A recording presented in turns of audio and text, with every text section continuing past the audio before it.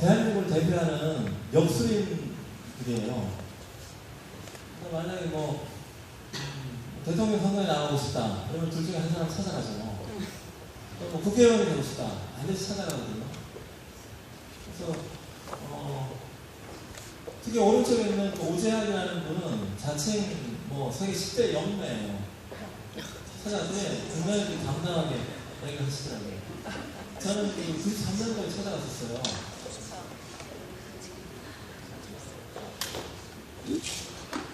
그러니까 보통은 뭐 점이라고 그러죠. 점이라고 하면 본질적으로는 지식이 아니에요. 비지식이죠. 이걸 말하고. 근데 그 얘기로 시작을 하려고 해요.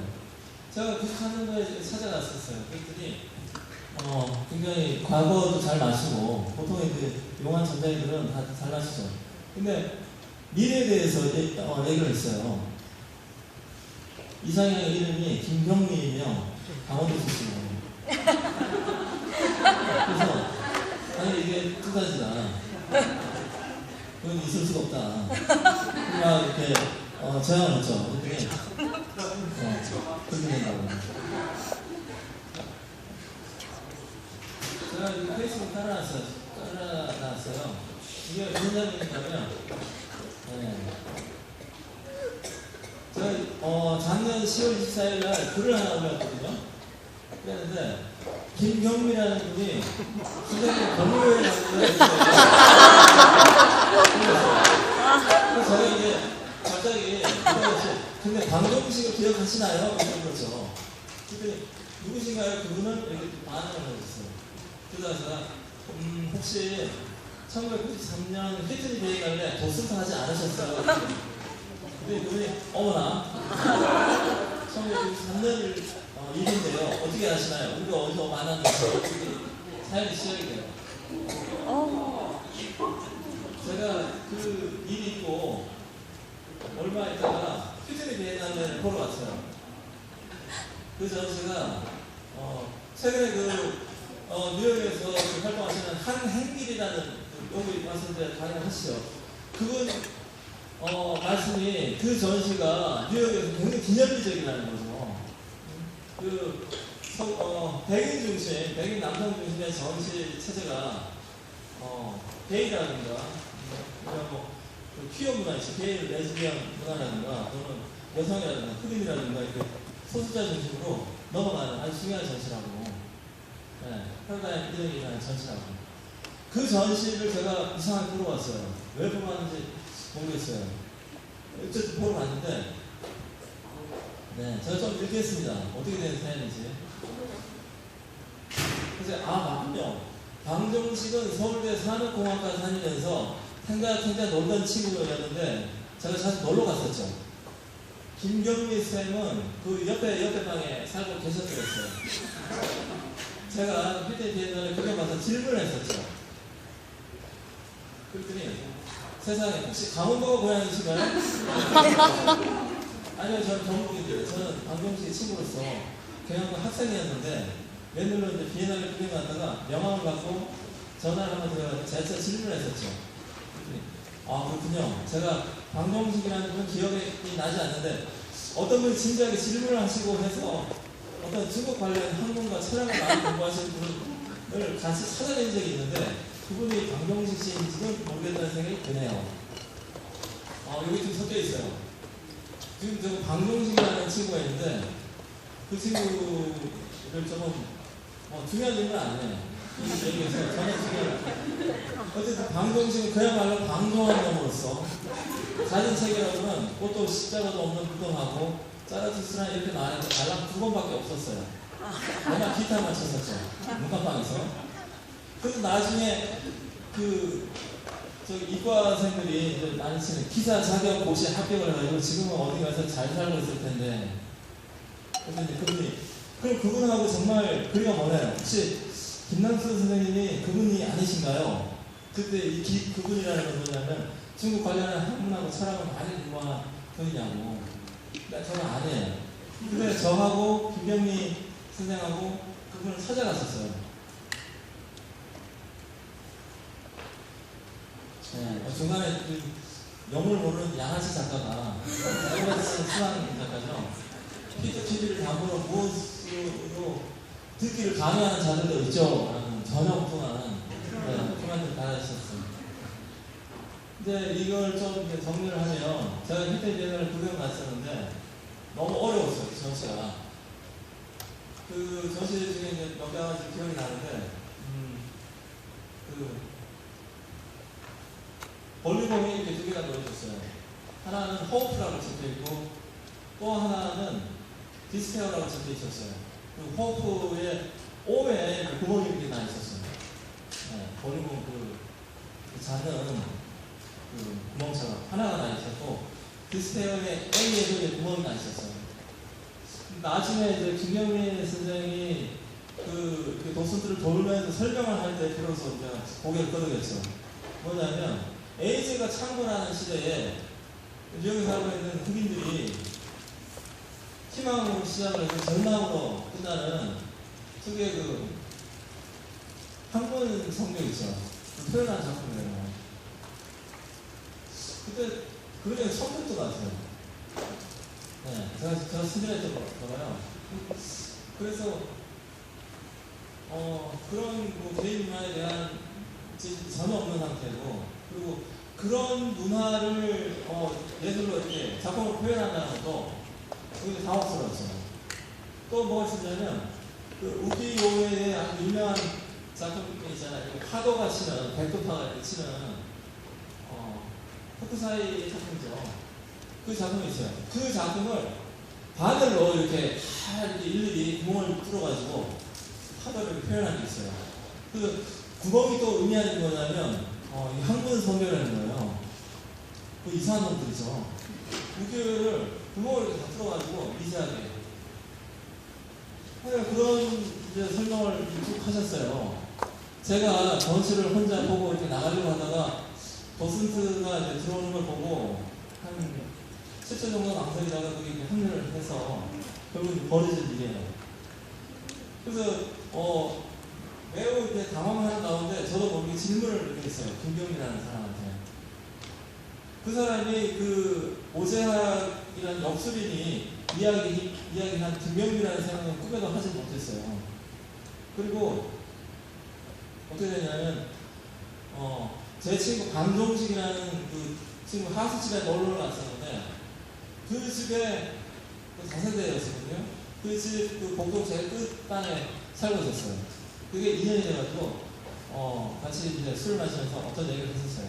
그랬더니 그분이 30년 만에 정확하게 그게 94년도 일이거든요. 2013년에 갑자기 이런 일이 벌어진 거예요. 근데 그분은 저에 대한 인상이 굉장히 왜곡되어 있으시더라고요. 선생님 그때 저한테 도를 하십니까? 라고 하셨다고. 아니라고. 저는 그런 사람 아니고 그때 저는 그 선물도 섞여 있었다고. 그 동아리에서 낙성대 쪽에 지금은 이제 성명대 중문과 교수로 계신 박석 선생님이 자신의 스승하고 우리 깨달았다고 부처가 살아있는 부처가 됐다고 초대를 했어요. 가서 우리를 시험해달라고. 그래서 그분 생각이 나서 김영민한테 생각이 나서 전화를 했더니 또 이분이 정신적인 방황이 크게 나해서 같이 가게 된 거예요. 저는 그런 사람이 아니에요. 저는 그런 사람이 아닌데 저를 그런 사람으로 오해하고 있어요. 어쨌든 그렇게 갔더니 그분이 한 분은 우손부래요. 우손이 소돔이라는 뜻이래요. 자기는 소돔부처라고. 또 한 분은 수염이 성성하고 뭐 한눈에 봐도 도사같이 생겼어요. 그분 백합을래요. 하얀 부처라고. 굉장히 민망했죠. 사람이 부처라고 하니까 어쩔 줄 몰라 하면서 그러다가 김경민 사람은 더 이상 만남이 없었어요. 근데 그날이었는지 아니면 그 전에 술자리였는지 제가 문득 생각이 나서 그분한테 물어봤죠. 실례지만 고향이 어디시냐고. 그랬더니 그분이 부산 출신이라고 그 얘기를 하셨어요. 그 얘기가 여기 좀 나와요.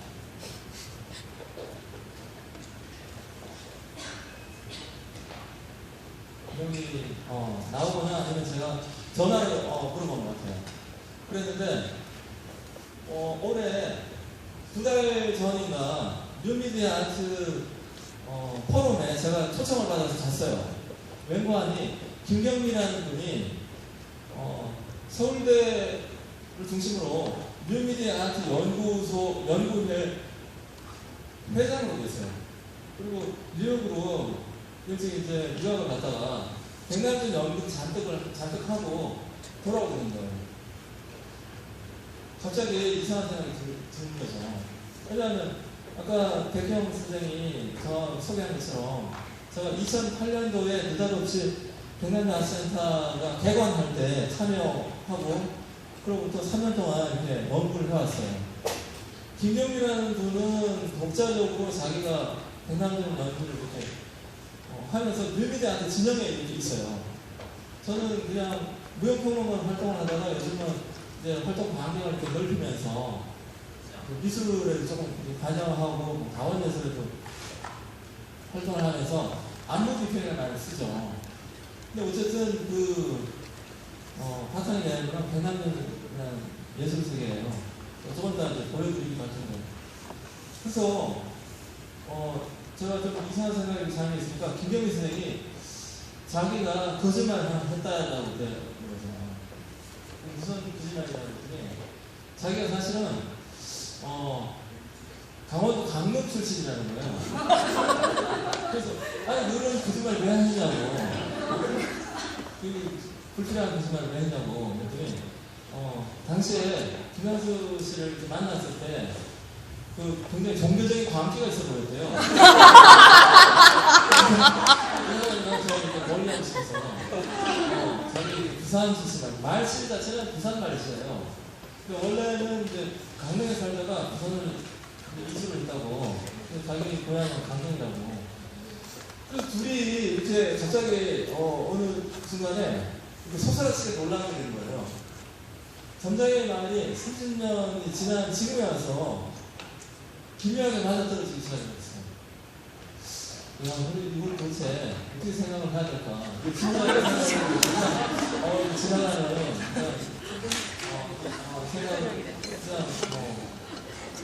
어떻게 해야 될지 막 흔들리시는 거예요.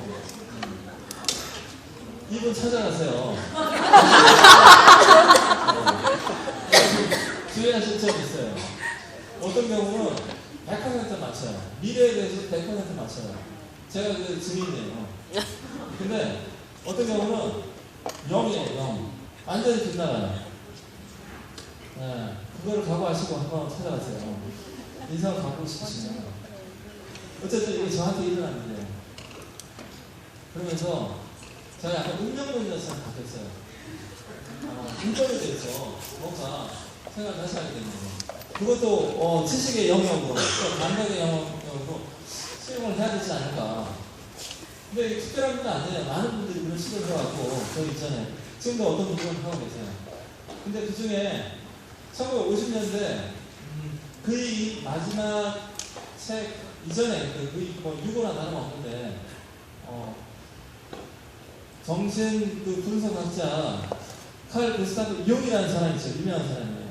이 사람이 양자역 학자로 그때 또 유명했던 세계적인 학자였던 볼프강 파울리하고 연대를 해서 책을 한 권 쓰게 돼요. 자연의 해석과 정신.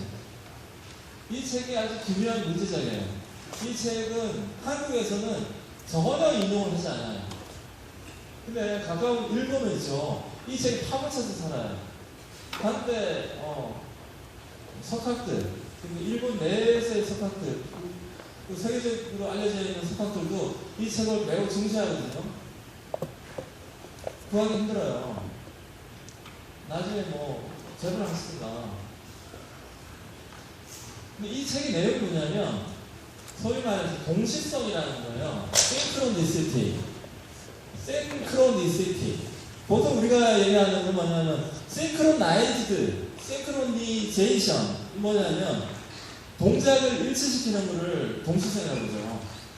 그러면 내가 무슨 행동을 했는데 다른 친구가 동시에 뭘 일을 했다고 spontaneity 이런 말이 있어요. 대부분 그걸 동시성이라고 해요. 그래서 그 혼동을 피하기 위해서 최근에는 공식성으로 표현하게 돼요. 그 내용이 뭐냐면 제가 지금 얘기했던 점 이야기를 과학으로, 즉 과학적인 지식으로 어떻게 하든 정의를 시키려고, 지식 세계로 편입을 시키려고 노력을 한 거예요. 근데 자기는, 융이라는 사람은 워낙에 이렇게 약간 또라이처럼 알려져 있잖아요. 저 사람 좀 프로이트로부터는 이탈해버린 정신대학자로 알려져 있으니까 파울이라고 공신력이 있는 과학자를 끌고 들어가는 거죠. 그래서 그 책이 재밌어요. 그래서 일본에서는 기묘할 정도로 그 책의 인용 빈도가 높아요. 자연 해수가 정신. 왜냐하면 일본은 은근히 이렇게 비인간적인 상태로, 비인간적이라는 건 과학적인 설명으로는 해명이 안 되는 차원의 어떤 사건을 수용하는 거죠. 비인간적인 연결, 비인간적인 삶의 어떤 사건. 근데 이게 첫 번째, 두 번째, 세 번째가 있는데 대부분 무슨 내용이냐면 내가 어떤 마음을 품고 있는데 나의 주관적인 심적 상태가 저 외부에 있는 객관적인 사태 있잖아요. 그것이 서로가 영향을 주고받는다는 거예요. 내가 어떤 마음을 먹었는데 우리 집 앞에 있는 꽃이 갑자기 피는 거예요. 굉장히 황당한 얘기죠. 우리가 과학적인 세계에 살고 있기 때문에 그런 경우는 대체로 해외 토픽에 나거나 아니면 황당하다 이러고 지나가요. 제가 또 본 얘기를 해드릴게요. 1979년 10월 26일 박정희 대통령이 김재규라는 그 자신의 그 부하한테 총에 맞아서 죽어요. 그러니까 전 국민들이 막 이렇게 저항하다가 갑자기 아버지가 죽은 것처럼 애도하는 분위기도 조성이 되고 그랬어요. 그랬을 때 제가 살고 있는 고향이 경북 문경이라는 곳인데 박정희 대통령이 젊을 때 거기서 소학교 선생질을 했어요. 하수집이 지금도 나가죠. 그리고 거기가 이렇게 마치 북한에서 하는 것처럼 우상화 작업이 잘 돼 있어요. 기껏해야 한 1년 정도 살았던 하수집에 지나지 않는데 성역화가 돼 있어요. 그럴 땐 그 계기가 있는데 죽었을 때 며칠 있다가 그게 10월 26일이잖아요. 가을. 이렇게 가을 바람이 불어오는데 하수집 옆에 살구나무가 하나가 있었는데 살구나무가 꽃이 폈어요. 실제로 봤어요. 근데 그는 과학적인 설명으로 얘기 안 되잖아요. 그리고 제가 봤다고 얘기하는들 사진도 한 장 없는데 그냥 저만 이상한 사람 되는 거잖아요. 대부분의 경우 동시성을 증언을 했을 때 입증이 안 돼요. 네. 과학이라는 건 재현 가능성이 있어야 돼요. 다시 네가 한번 해봐. 재현해봐. 재현 불가능하잖아요. 한 번밖에 안 일어나는 사건이거든요. 근데 이 동시성이라는 것이 어쨌든 융이 이렇게 만들어서 유포를 시켰는데 그 계기가 뭐냐면 주역점이에요. 주역점. 이 사람이 주역이라고 하는 그 세계를 매우 이렇게 좋아했어요. 그래서 이걸 과학을 만들어야겠다. 즉 주역이 통용되는 사회는 동아시아에서 한중일 세 나라밖에 없어요. 근데 한국은 이미 그런 거 믿지 않아요. 그냥 재미를 이렇게 보는 거죠. 물론 요즘 이제 유행하는 슬라보의 진작이라는 그 철학자의 표현에 따르면 믿지 않는 형태로서 내재적으로 믿고 있는 거죠. 네. 진지하게 믿고 있지는 않으나 문화적으로는 믿고 있는 상태예요. 그러니까 사실은 서울 보러 가잖아요. 서울 가는. 하지만 우리의 공식적인 이 수면 위에 올라와 있지 않아요. 진전사례는 그런 얘기를 이런 공식적인 석상에서 하지 않는다고요. 제가 왜 그런 얘기를 했어요? 저는 강단 인문학자가 아니에요. 우리 이제 주재한 작가하고 항상 하는 얘기가 우리는 강호에 있는 인문학자, 강호 인문학자가. 그러니까 사실 부어가죠.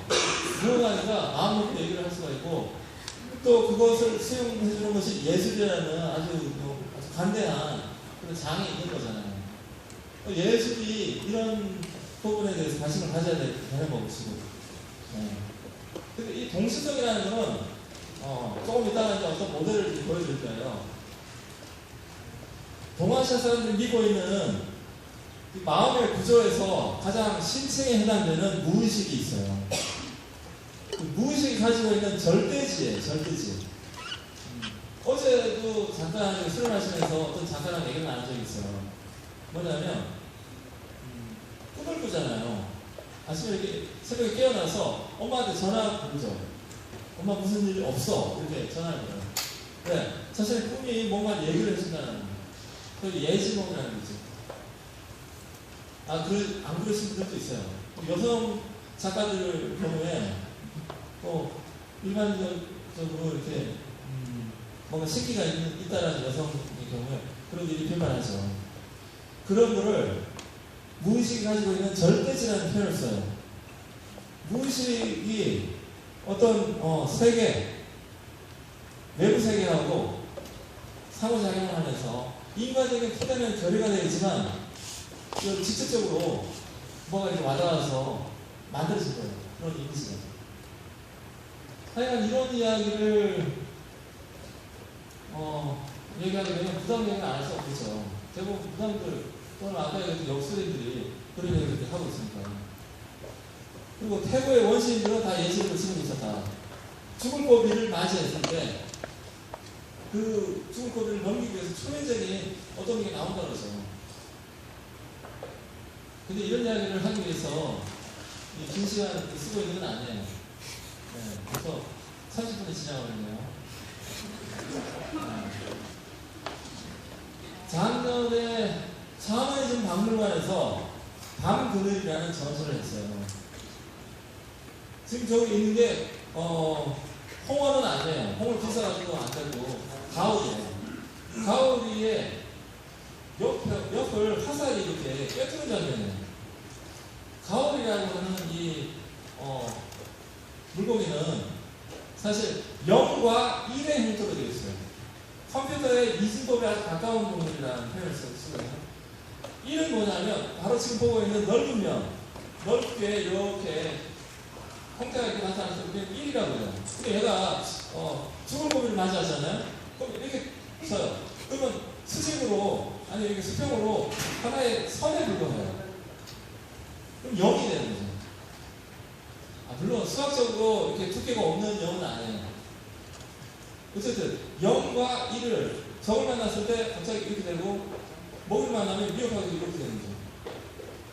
그거를 이수영이라는 작가가 있어요. 이수영이라는 작가가 0과 1을 꿰뚫어가지고 사망의 논리를 만든다.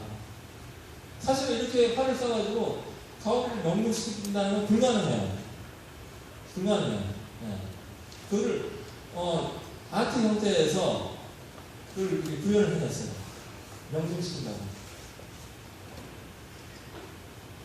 그래서 이게 좀 재밌지 않나. 그 작가가 굉장히 독특한 사람이에요. 그 양반이 여기 찾아왔었어요. 무슨 얘기를 하냐면 자기가 지금 중생대 연구를 하고 있다. 중생대 연구 어떻게 하냐. 고사리의 영을 이렇게 불러낸다는 거예요. 고사리 신분이죠. 고사리의 유형을 불러낸다고. 그래서 그게 가능하냐. 일단 불러낼 수가 있다고. 불러내서 그 고사리를 즐겨 먹었던 공룡의 증언을 이렇게 시키겠다는 거예요. 그게 말이 되느냐. 고사리가 어떻게 공룡의 복화를 가능하냐. 하여튼 이중점프를 해서 무슨 스티븐 스필버그가 쥐라기 공을 만드는 것보다 더 황당한 얘기잖아요. 고사리 영을 잘 달려가지고 공룡에 여기 증언을 시키겠다고 찾아왔어요. 그래서 제가 고사리는 그 남성들 싫어하는 정력 감퇴시키기 때문에 하지 말고 버섯으로 해라.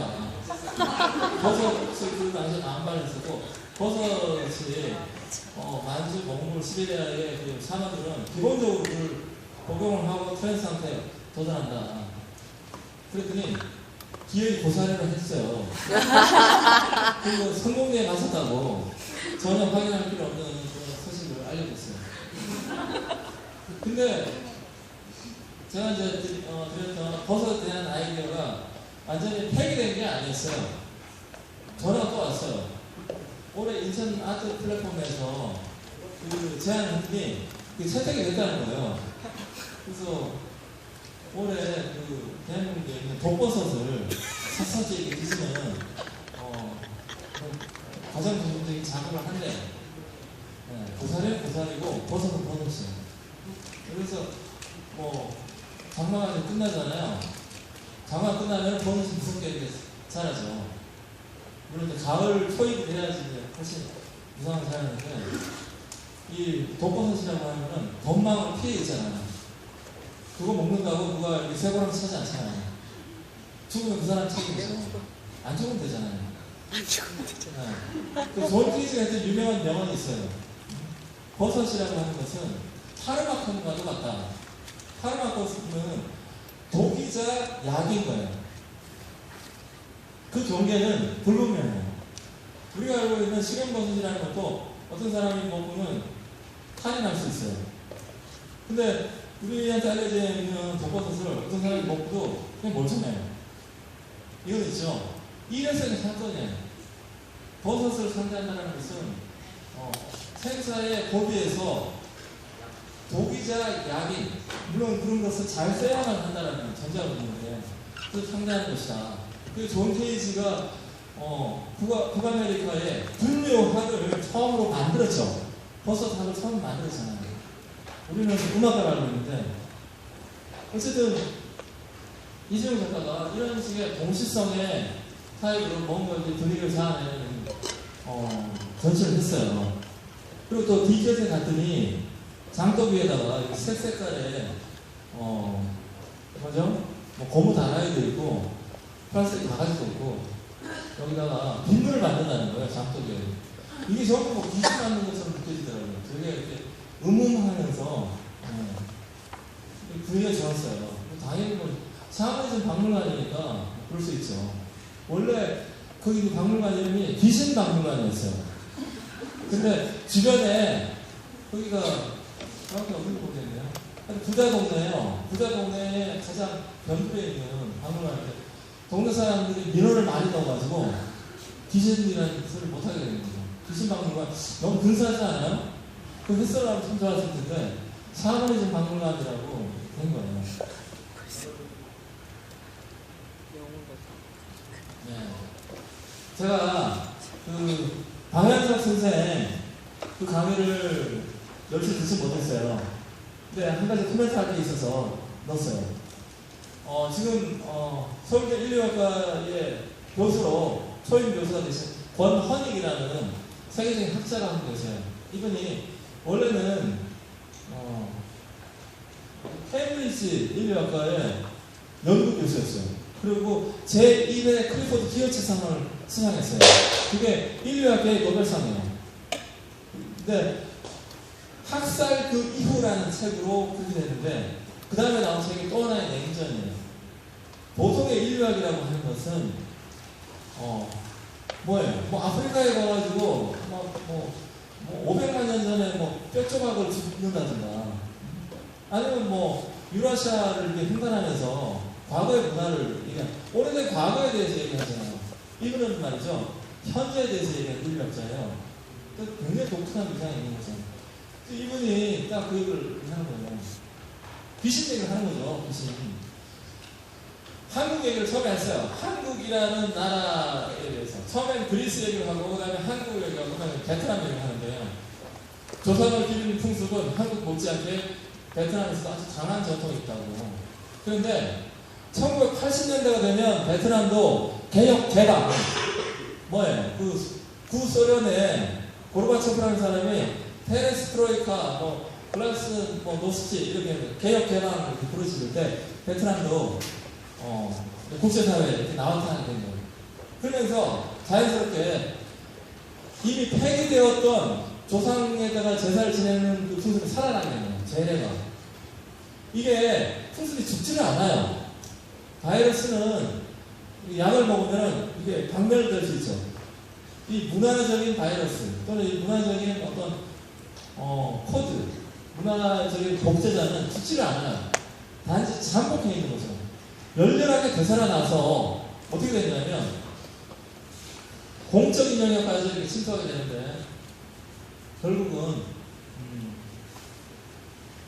북베트남이 통일을 했잖아요. 북베트남의 귀신들만 이렇게 제사를 지내다가 그게 언제 끝났죠? 전쟁이? 70년대 후반에 끝났죠. 75년인지 모르겠어요. 그로부터 20년이 이렇게 흘렀어요. 아니, 한 10년 정도 흘른 거예요. 80년대 말이니까. 대략.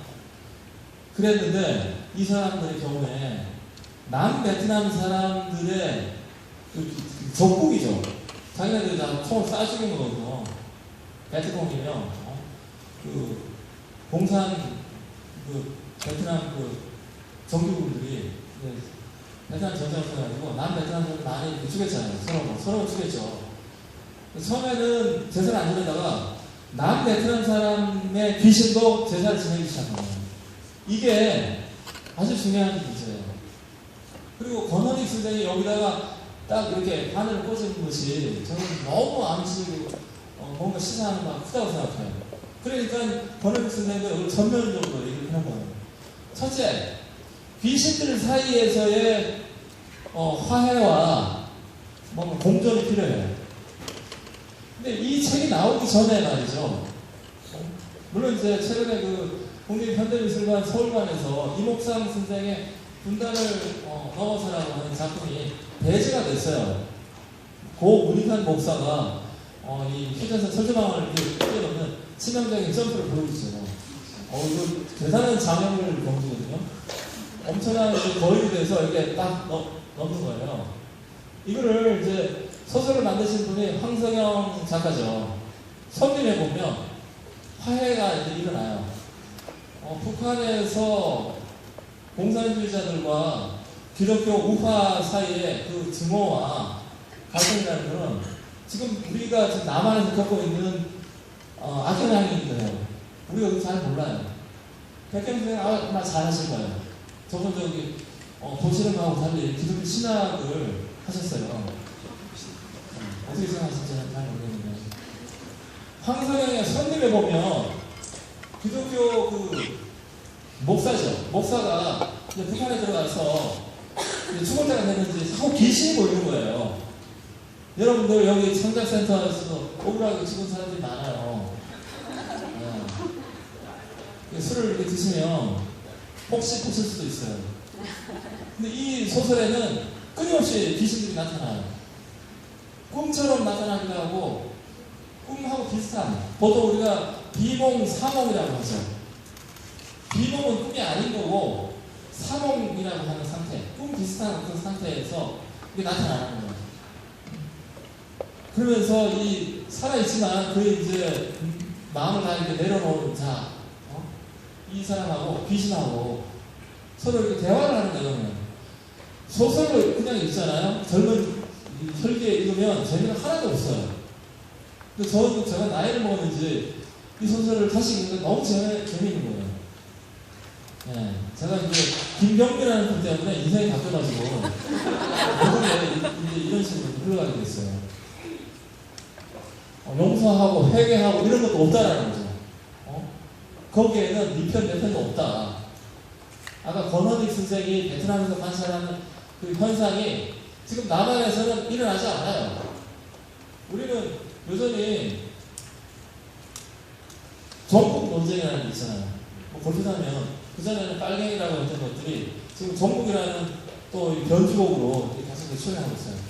그러니까 이 선림이라는 소설이 현실화가 되는 순간 남북한은 진짜 통일이 되는 거예요. 즉, 귀신이라는 것이 한마디에서는 신의 신격이에요. 신격은 인간들보다 한 차원 높은 위상에 있어요.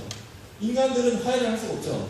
근데 신과 신은 서로 오고 가면서 능숙하게 대접을 하고 그 반대로 또 전체적인 것에 대한 컨설팅을 할 수가 있어요. 신들끼리는. 그래서 그런 신들을 우리가 대감신이라고 하죠. 또는 대감이라고 합니다. 이런 이야기가 쭉쭉 나와요. 네. 뭐 손님부터 하고. 그래서 손님이라는 것이 저기 바깥에서 들어온 거 있죠. 불순한 침입자들 전부 손님이에요. 그래서 그 굿을 이렇게 하죠. 지금 뭐 주인도 식인굿 한다고 그러잖아요. 서울에 와서. 물론 또 안산에 와서도 또 할 거예요. 굿을. 그래서 다 손님 굿을 해야 되는 거죠. 어느 부분에서.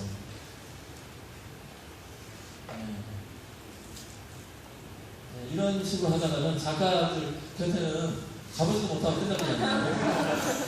대충 이 정도로 하고. 근데 둘째 날인가요? 그 홍승명 작가 옥사를 들어갔는데 너무 재밌더라고요. 그분이 1985년 프랑스 유학을 하셨어요. 그리고 이제 오전에 발표하신 철학자 강춘상 선생님, 그러면 9년 후, 약 10년 지나서 프랑스 유학을 하셨어요.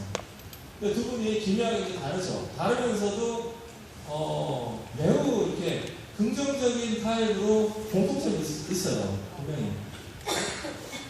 그러니까 홍승명 작가는 시각예술을 하는데 어떻게 보면 좀 철학적이기도 하고 개념적이기도 하고 생각하는 작가예요. 또 박순상이라는 이 철학자는 철학은 하시는데 거의 예술 철학에 가까워요. 물론 그분이 거의 풀을 받고 이렇게 읽기만 하셔가지고 그분은 못 받으실 분이 있는데 한번 이 책을 나중에 한사람 읽어보세요. 굉장히 그 예술 쪽으로 이렇게 몸이 기울어져 있는 철학자예요. 그러니까 이 뭔가 철학적인 이제 물론 철학이라는 것이 철학사를 얘기하는 건 아니에요. 사고 어떤 독특한 강도 높은 사고를 하는 그런 타입으로서 언어 바깥에 있는 감각, 철학이 언어의 희롱을 하기 이전에 어떤 감각을 작업으로 표현하기 위해서 이분은 그런 사고를 하는 거죠. 한편 이 박순상이라는 분은 그런 감각이 출현하기 이전에 그 감각이 출현하기 이전 포텐셜을 이야기하는 타입으로 언어를 구사하세요. 두 분이 묘하게 이렇게 엇갈려요. 네. 유사한 듯 하면서 또 달라요. 또 이 두 분이 이제 끝나고 나서 오후에 이야기 좀 나누셨어요. 그 재밌었어요, 되게. 근데 이분들이 10년 정도 이렇게 사이를 두고, 그러니까 박준환 선생이 후배죠. 근데 이제 홍승명 작가 얘기 조금 더 해야 될 것 같아요. 이분이 악전 고투를 하게 돼요. 처음에 자기가 천재인 줄 알았다가, 내가 천재가 아닌가 보다. 이렇게, 바닥 생활을 하다가, 불현듯 자신의 그 사고의 힘을 행사하는 게 있는데, 그게 결정적 장면이에요. 오늘 강의 내용이. 하이젠베르크라는 물리학자가 쓴 부분과 전체를 읽었다는 거예요. 그게 유명한 불확정성의 원리를 담고 있어요.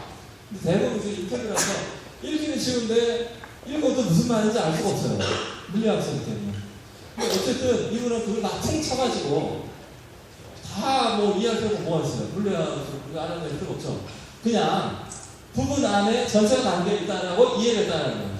이 부분이 중요해요. 책을 읽는데 우리는 1페이지부터 300페이지까지 다 읽는단 말이에요. 정독을. 실질적으로 모든 부분에다가 집중을 하면서 이렇게 다 읽어요. 그러면 남는 게 하나도 없어요. 사실 집중을 안 한 거랑 다름없어요. 기억을 할 수가 없거든요. 근데 이분이 썼던 방식이 뭐냐, 한 페이지에 책을 찢은 거예요. 간단히 얘기하면. 그러고서 그거를 자기화 해가지고 프랑스 파리 한복판에서 그걸 말이죠. 겨자씨 속에 담겨있는 우주라고 하자. 부분과 전체의 문제를. 이렇게 이제 퉁 쳐가지고 얘기를 시작을 하는데 너무 재밌어요. 겨자씨 속의 우주라는 거는 불교에서 쓰는 비유예요. 일미진중함시방이라는 말이 있어요. 일미, 쌀 한 톨 안에 시방이라는 거는 전후, 좌우, 상하, 과거, 현재, 미래를 다 시간과 공간을 통칭하면 10개의 방향이 발생하거든요. 그게 전 우주를 얘기해요. 시방. 그 시방 세계가 요게 아니에요. 시방 세계가 하나의 그 씨앗 안에 담겨 있다는 거죠. 부분 안에.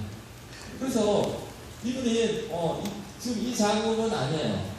운석이라는 작품을 발표를 했다고 하는데, 운석은 이제 하늘에서 떨어졌잖아요. 근데 운석이라고 돌을 이렇게 만드는데 거기다가 이렇게 머리를 이렇게 들면 그 안에 별들이 이렇게 반짝반짝 하는 영상이 나오는 거예요. 네, 운석 안에 별들로 가득 차 있다고요. 부분 안에 전체 담겨 있는 타입으로. 그래서 그 작업을 했어요. 그리고 별 안에는 또 뭐가 또 담겨 있어요. 또 담겨 있고. 그게 결정적 장면이에요. 제가 원래 하고자 했던 네 분의 작가하고 무관하게. 그게 너무 재밌죠. 살아있는 타입으로 여기 와서 제가 배운 거예요. 또 하나, 다빈치의 아이디어. 물방울 하나를 던지면 좌우간 바다는 물방울 하나만큼 높이만큼은 높아졌다라고. 참 말도 안 되는 얘기인데 높아지긴 했잖아요. 한 점을 됐으니까 0.000001 이렇게 높아졌어요. 한 인간의 힘은 뭡니까? 미력하죠. 미력. 아주 미미한 짝이 없어요. 어떤 경우에는 그 미력한 힘이 결정적인 힘을 발휘했어요. 그걸 가지고 이렇게 작업을 하셨어요. 네. 길게 얘기는 하지 않겠습니다. 이런 식으로 악전도트를 하던 이 홍수명 작가가 결정적 장면을 이렇게 보여주셔가지고 너무 감사해요. 제가 의도하지 않았는데 그래서 그걸 급하게 끼워 넣었어요. 네. 그만큼 또 시간이 갔죠. 그랬는데 88년에 파리에서 백남 작가를 우연히 만났대요. 아니 거짓고를 면치를 못했는데 백남 작가 얘기해요. 10분만 얘기합시다 이래가지고 결국은 4시간 동안 대화를 했다고. 결론이 뭐냐면 백남 작가는 지구인이 아니라 외계인이다. 너무 탁월하지 않아요? 외계인이라는 표현이. 왜냐면 백남 작가가 만든 작품을 하나 보여드릴게요. 퐁테블러라고. 퐁테블러는 그 프랑스의 그 제2의 궁전이 있는 곳이기도 하고, 그 밀레라고 그 유명한 화가 있잖아요. 이삭집게라든가 만정. 그 우리 바르정파들이 모여 살았던 동네이기도 해요. 그래서 이 88년에 백남들이 만난 퐁테블러가 왕궁 얘기인가 아니면 밀레의 그 어떤 그런 뭐죠 유파에 대한 이야기인가 이런 얘기도 있어요. 근데 아니에요. 홍순명 작가의 말이 맞아요.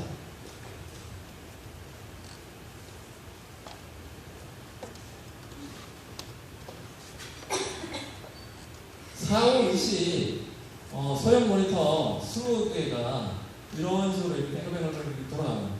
그 사람들은 이걸 영문을 알 수가 없죠. 그냥 20개가 이렇게 돌아가니까 정신이 사납지만 아담한 사이즈니까 그래도 다른 것보다는 좀 정신이 덜 사납다 이런 정도로 생각을 했어요. 근데 여기 중요한 비밀이 있어요. 백남준이라는 사람은 독서가예요. 굉장한 독서가예요. 그리고 스스로 결정적 장면을 어떻게 만들어야 되는지 알고 있어요. 이 작품에는 자크 모노라고 하는 노벨 생리학상, 의학상을 탄 생물학자의 책이 하나 되어 있어요. 그게 바로 우연과 필연이라는 책이에요. 그리고 우연과 필연이라는 이 책을 백남준이 평생 동안 우려먹어요.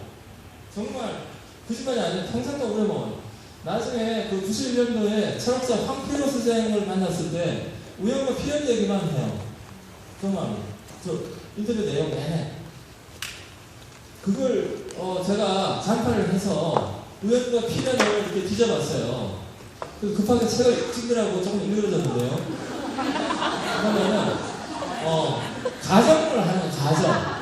지구상에 인공물을 창조해낸 행위의 증거가 있는지를 찾아내고 싶어하는 화성의 나사가 있잖아요. 화성에도 지금 미국의 나사가 있잖아요. 우주항공국이 있잖아요. 화성인들의 나사 전문가들이 이 자동 계산기 지금에 자르면 컴퓨터죠. 슈퍼컴퓨터를 보완했는데 이렇게 상상을 해보자는 거예요. 그래서 최소의 화성인 우주선이 지구에 날아와서 바로 그쪽 마을 근처에 퐁텐블러 숲에 착륙하게 되었다고 가정을 해보자. 네? 그래서 그래서 이 슈퍼컴퓨터가 이제 창동 지진 근처에서 가장 눈에 띄는 두 종류의 물체들을 서로 비교해보고 검사를 하게 된다. 그게 바로 바르전 마을 집들하고 아프로몽의 바위들이다. 근데 이 많은 거죠. 집들도 많고 서양에 가면서 알잖아요. 집들이 이런 식으로 막 비싼 집들이 이렇게 있잖아요. 건축가 없는 그 모방과 감염에 의해서 이렇게 집들이 나뉘어져 있어요. 그리고 이제 바위들도 이제 그런가 보죠. 서로 이렇게 닮아 있나 봐요.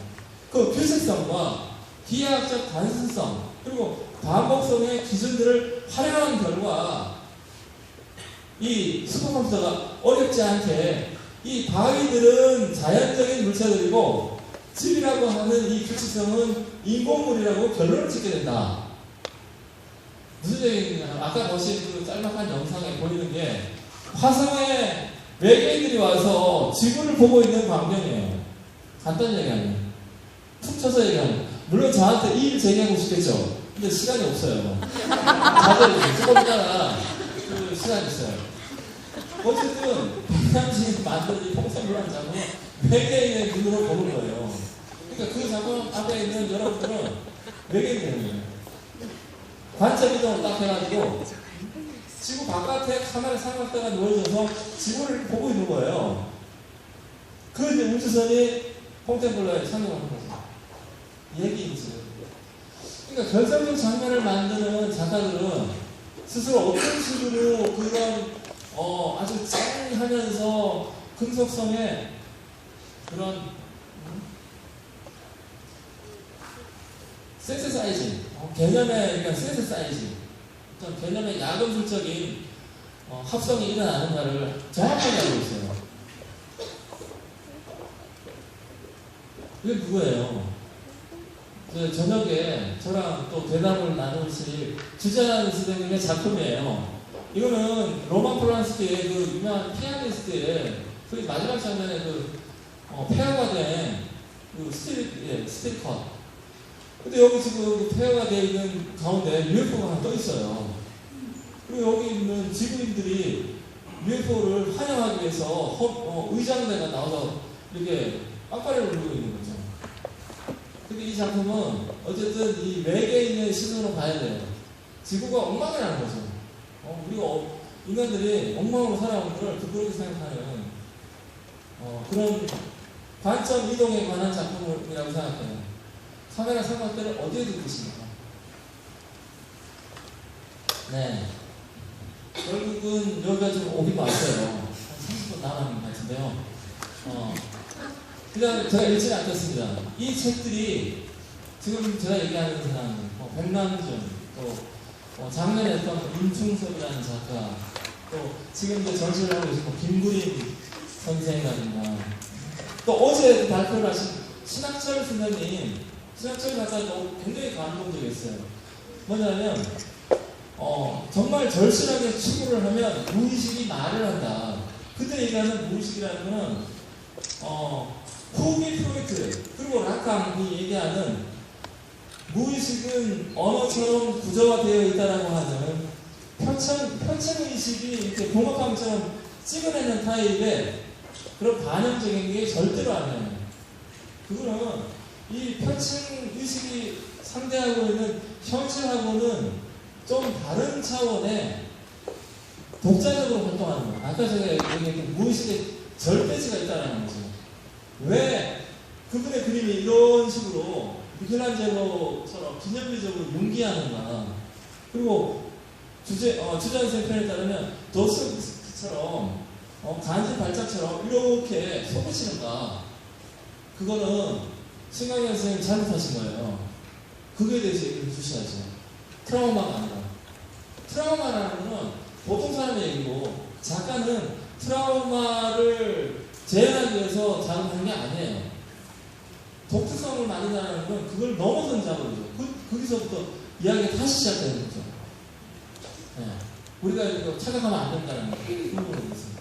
작가는 보통 사람이 아니라는 거죠. 어쨌든 동아시아에서는 기껏해야 9번 정도의 책이 지나지 않아요. 이거 가지고 다 결정적 장면을 연출해내고 세계적인 작가가 됐었어요. 제가 보정할게요. 네. 그리고 밑에 있는 책은 그분들이 상대한 전체로서의 관점을 가지고 있는 책들이에요. 코스모스.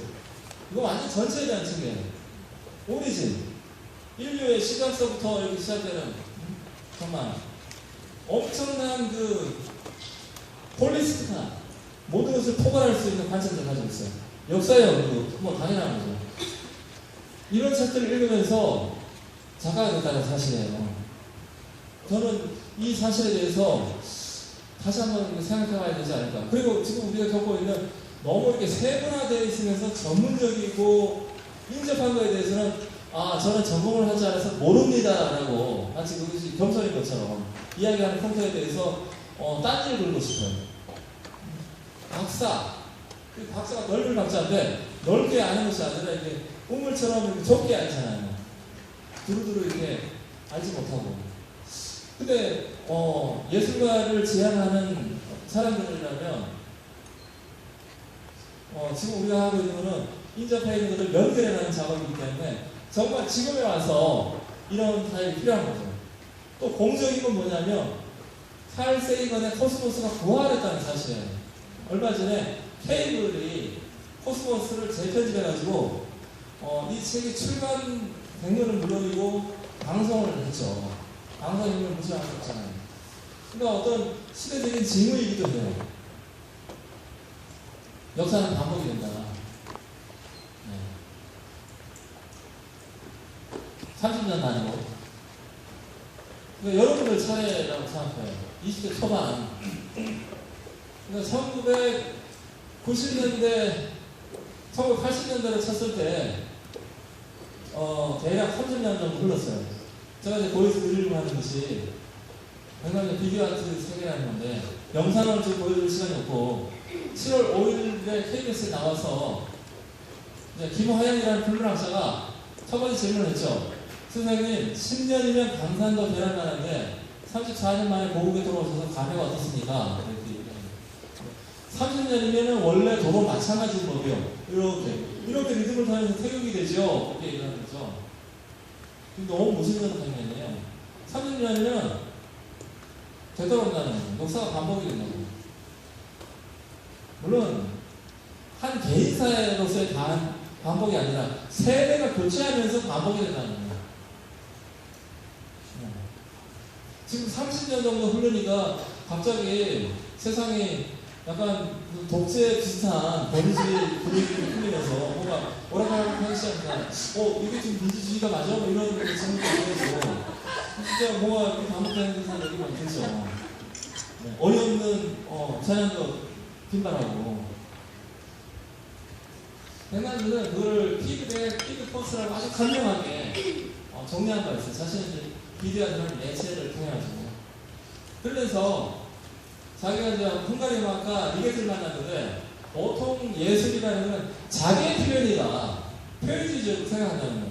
베토벤 7번 교향곡은 베토벤 당시에 내면의 어떤 것을 길어 올려가지고 표현한 것이다. 이것이 동아시아 사람들의 일반적인 생각이에요. 시는 탁월한 천재인 랭고가 이렇게 쓰는 거다. 19살 때까지 천재성에 의지해서 쓰고 20살이 되니까 아프리카 노예상인으로 떠나죠. 이게 천재라는 거예요. 천재가 자신의 내면에 있는 어떤 에너지를 길어 올려가지고 표현하는 거다. 이게 틀렸다라는 거예요. 리게티가 나한테 알려준 거는, 58년에 알려준 거는 뭐냐면, 순전히 프로젝션, 전 인격을 투신하는 방식으로 뭔가 있는 그대로의 현존을 보여주면서 그 자체가 추상작용으로 이어진다라는 가르침을 줬다고. 이거 너무 놀라운 얘기예요. 왜냐하면 우리 사회 안에 여전히 천재론이 있거든. 제가 상당 부분 몸담고 있는 공연예술만 해도 공연예술은 대부분 다 표현주의예요. 얼마 전에 돌아가신 피나바우시 독일 표현주의에 완성자라는 표현도 쓰죠. 표현이 나쁘다는 것이 아니라 그런 타입이라는 거예요. 그래서 그런지 모르겠는데 세상에 그렇게 유명한 철학자들이 아무도 피나바우시를 언급하지 않아요. 세상의 관객들은 피나바우시를 그렇게 좋아하는데 이상하지 않아요? 한 명 정도는 얘기했을 법도 하잖아요. 단 한 명도 언급하지 않았어요. 저는 아마 그것이 표현적이라고 하는 사조 때문에 그런 것이 아닌가 그렇게 생각해요. 네. 이 이야기를 하고 이제 작가론으로 들어갈게요. 그리고 더 중요한 건 뭐냐면 한국이나 일본처럼 멀리 떨어져 있으면서 서양의 인류가 된 다음에 된 예술을 공부해가지고 이해하고 작가가 되려고 하는 입장이니까 예술학교를 다닌다는 건 바로 이 첫 번째 입장이에요. 인류가 된 다음에 된 거를 교과서처럼 가져서 공부를 하다가 보면 내가 인류가 될 수 있지 않을까 그런 입장이잖아요. 또 하나는 서구 한복판에 뛰어들어가서 걔네들 속에서 경쟁을 해가지고 어떻게 해서든 저놈 한번 쳐가지고 제끼고 내가 먼저 한번 나서보나 하는 입장이 있다고. 그런데 이 두 입장은 위상학적으로 완전히 다르다는 거예요. 한국이나 일본에서는 첫 번째 입장밖에 없어요. 공부를 열심히 해가지고 예술가가 될 수 있으리라고 생각한다는 거죠. 근데 두 번째 입장은 누구겠어요? 그 얘기를 하고 있는 백남준 자신이에요. 이게 완전히 다르다. 그 이야기 이제 뉴욕 한복판, 파리 한복판에 뛰어들어라는 거죠. 리게티가 얘기했던 것처럼 전인격의 투신이 일어나야 한다는 거예요. 그럴 때 유학이 아니에요. 유학. 간디라는 인물이 유학에 대해서 언급하게 있어요. 유학이라고 하는 것은 동그라미 안에 원추형 안에 네모난 강목을 집어넣는 작업이다. 들어가지가 않는 거죠. 동그라미 안에 네모가 안 들어가요. 간디 작사 있잖아요. 간디가 그런 명언을 날렸어요. 유학은 무용하다. 그런 거 하지 말라는 거예요. 유학을 하지 말라는 거예요. 그게 무슨 얘기냐면 유학 자세에 대한 전면적인 규정이 아니에요. 그 얘기를 지금 하려고 하는 거예요. 아까 제가 얘기했던 동양 고전 9권과 전체에 대해서 시각을 이렇게 상기한 그걸 옆구리에 끼고 가라는 거죠. 근데 지금 유학하는 사람들은 무방비 상태로 가요. 정확하게 빈손으로 가요. 빈손으로 가서 어떻게 돼요? 새까맣게 물들어서 돌아와요. 그리고는 어쩔 줄 몰라 하죠. 뭘 해야 될까요? 왜냐하면 세계가 다 이렇게 플랫해졌어요. 평평해졌어요. 그러니까 여기 와서도 외국에 나가서도 자기가 배운 그걸 하면 안 돼요. 왜냐하면 세계적인 동향이 다 그런 거예요. 그럼 나는 다른 걸 해야죠. 근데 다른 게 뭐지? 내가 어떻게 해서 다른 걸 할 수가 있는 거지? 그 지점이 바로 이제 문제 제기로서 서론에 해당이 돼요. 네, 22분 남았어요. 이렇게 하고 있을 때 백남들에게 얘기를 하고 있을 때 객석에 박현기 작가가 질문을 했어요. 그분은 백남들 이전에 이미 비디오 같은 거 했다고 그러죠. 텔레비전 가지고 작업을 했다고 그러죠. 그래서 저는 그 작품이 너무 아름답고 귀하다고 생각해요. 국내파 비디오 아티스트하고 국제적으로 이렇게 활동했던 백남들 이 만남이 이 대화가 다시 한번 음미될 필요가 있지 않을까. 왜냐하면 지금 서울관에 가서 제가 사진을 찍어 왔어요.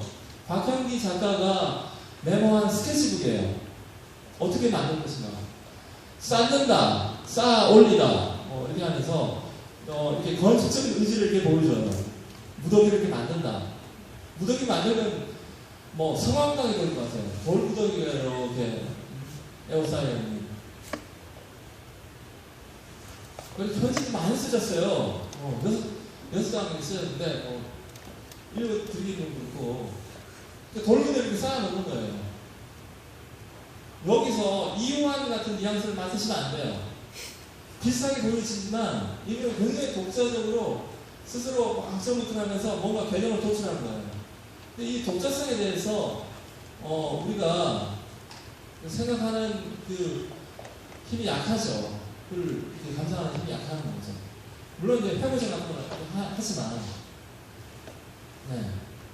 텔레비전하고 돌을 이렇게 놨어요. 근데 한쪽이 기울는 것이 아니라 양쪽이 이렇게 휘청하면서 둘 다 무게를 느끼는 방식으로 플렉스블하게 이렇게 해놨어요. 그것도 재미있는 것 같아요. 보통의 저업을 가지면 이렇게 한쪽으로 기운다 이렇게 표현했었는데 다른 것 같아요. 큰일 났네요. 다음 대통령도 뻘짓할 것 같아요. 5년에 이걸 더 견뎌야 된다면 큰일 날 것 같은데 어쨌든 저는 5년이라고 하는 지금의 시간을, 주어진 시간을 어떻게 활용할 것인가 매우 중요하다고 생각해요. 그때 새로운 타입의 신세대라는 표현이 이상하고 신인들도 이상하고 하여간 새로운 사람들이 나타날 거라는 거죠. 그게 그 세대가 여러분들이길 바래요. 될지 안 될지 몰라요. 어쨌든 그걸 위해서 3년 후에는 극적으로 감소해요. 해외여행 처음에 한 주에는 130만 명씩 해외로 빠져나가고 있어요. 86년, 85년 외국에 몇 명이나 나오지 아세요? 85년에 1,500명 정도 나왔어요. 해외여행. 나라가 아니에요. 포럼 수용소지. 무슨 수용소 근무 같은 거지. 남한이라는 사회 전체가 말이죠. 하나의 감옥이지. 아니, 이게 정상적인 사회가 아니에요. 근데 여러분들은 지금 남한 자체가 정상적일 때부터 체험을 시작한 거예요. 저는 말이죠. 해외여행 하고 싶은 마음이 있었는지 잘 모르겠는데, 못 나갔어요. 그리고 81년도에 한 3,000명 정도. 그리고 87년도에 전두환이 뭐라고 얘기하냐면, 해외여행 자유와 단계별 조치라는 걸 발표해요. 그때 1단계가 뭐냐면, 45세 이상들만 해외에 나갈 수 있다는 거예요. 45세 이하는 못 나가요. 이게 좀 웃기는 세상이 계속 됐었어요. 그래서 저는 이걸 다 조사를 했죠. 도대체 우리가 언제부터 문을 따고 이렇게 나가서 남한 사회를 보기 시작했는가. 근데 우리가 3년 정도 지나니까 질리기 시작하는 거예요. 그리고 지금 와서 우리가 이제 확인 사살을 해야 되는 그 서구의 공공묘지들은 다 다녔잖아요. 명소라고 하고, 루브르 박물관이라고 하고, 대형 박물관이라고 하고, 뉴욕 모마라고 하고. 그런 데는 이 웬만큼 다녔잖아요. 그래서 우리가 이제 아시아 문화를 가지고서 뭔가를 해보겠다고, 국립현대미술관에서부터 저기 광주에 있는 아시아 문화 전당회의까지 전부 이제 아시아 문화를 이게 내걸고서 국세통을 만들고 있죠. 거의 아수라장이에요. 제가 그걸 겪어봐서 얘기할 수 있는데, 아시아 문화 아무도 몰라요. 너무 큰일이에요. 앞으로 5년 동안 아시아 문화에 대해 공부해야 돼요. 여러분들 중에도 저는 거의 모르려고 생각해요. 단편적인 건 알 수 있어요. 근데 문화에 대한 이해라는 거는, 유네스코에서 그러잖아요. 한 사람의, 한 구종민의 죽음이라는 것은 곧 한 문명의 소멸과도 같다. 이런 극적인 표현을 쓰잖아요. 그런 정도의, 마음을 가지고 접근해야 되거든요. 그렇게 봤을 때 우리는 아직 멀었어요. 우리는 아시아는 아니에요, 아직까지. 반쯤은, 반 이상 미국이 있는 거죠. 우리가 받은 교육 때문에. 그러니까, 방향은 그렇게 하고 있지만, 아직은 반 미국인, 반 아시아인 지나지 않아요. 그리고 아시아인은 몰라요. 89년서부터 25년이 흘렀음에도 불구하고 이게 지금 펼치서요. 근데, 그렇지 않은 사람들이 있죠. 이게 소리가 나와야 되는데.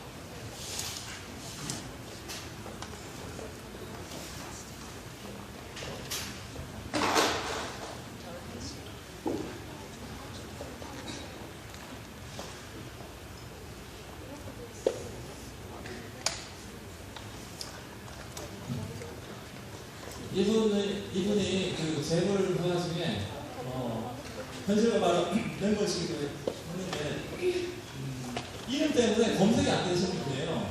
백순환으로 치면 400만 원 자라면 백순환이 붙어요.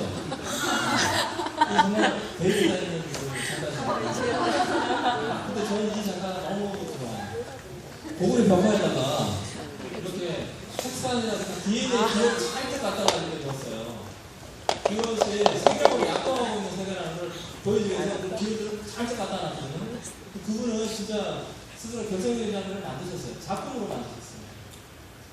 그래서 프랑스 살고 있는 아이들이 프랑스인인지 한국 사람인지 모르게 점점 엉망이 되어가고 있기 때문에 빨리 학교를 건립해야 된다. 그런 취지의 말씀을 하고 계세요. 지금 우리가 겪고 있는 그런 사태를 언급하고 있습니다. 그래서 그림을 팔아가지고 학교를 지으려고 하는데 그림이 하면 하도 안 팔린 거예요. 그런 내용이에요. 네, 이제 오태석에 이제 도달을 했어요. 사랑의 이분이 한국 대표하는 영국 연수가 한 명을 뽑았을 때 그 한 명이에요. 이분이 1960년대에 처분이라는 작품으로 뉴욕 라마마 극장에서 공연을 했고 빈 공간이라는 책으로 유명한 영국의 피터 브룩이 그걸 보고 격차를 아끼지 않았다고 그래요. 어제 여기 작가 워크숍을 하실 이병헌 선생님이 저한테 해주신 얘기예요.